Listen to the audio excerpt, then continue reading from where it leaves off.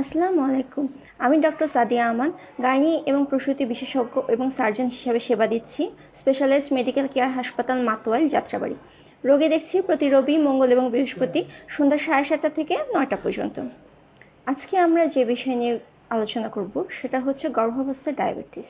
সচরাচর আমাদের কাছে যে সকল রোগী আসে গর্ভাবস্থায় ডায়াবেটিস নিয়ে, তাদেরকে আমরা কয়েকটা ভাগে ভাগ করতে পারি।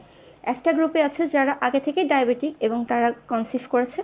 আরেকটা গ্রুপ আছে যারা আগে থেকে নন ডায়াবেটিক কিন্তু প্রেগনেন্সিতে বিভিন্ন প্রেগনেন্সি হরমোন এবং অন্যান্য কারণে ডায়াবেটিক হয়েছে।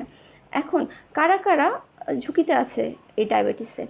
যাদের বয়স 35 বছরের বেশি এবং ওবেস, যাদের পজিটিভ ফ্যামিলি হিস্ট্রি আছে, অর্থাৎ মা, বাবা বা ফার্স্ট ডিগ্রি রিলেটিভরা ডায়াবেটিক, যাদের আগের প্রেগনেন্সিতে ডায়াবেটিস আছে এবং আগের প্রেগনেন্সিতে বড় বাচ্চা ডেলিভারির হিস্ট্রি আছে। এছাড়া যাদের আগে রিপিটেড অ্যাবর্শন এবং গর্ভাবস্থায় হঠাৎ করে বাচ্চা মারা যাওয়ার হিস্ট্রি আছে।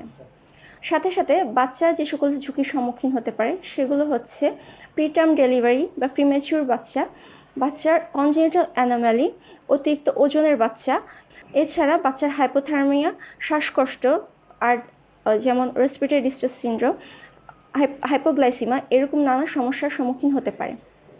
তাই গর্ভাবস্থায় ডায়াবেটিস কন্ট্রোলে রাখা অতীব জরুরি।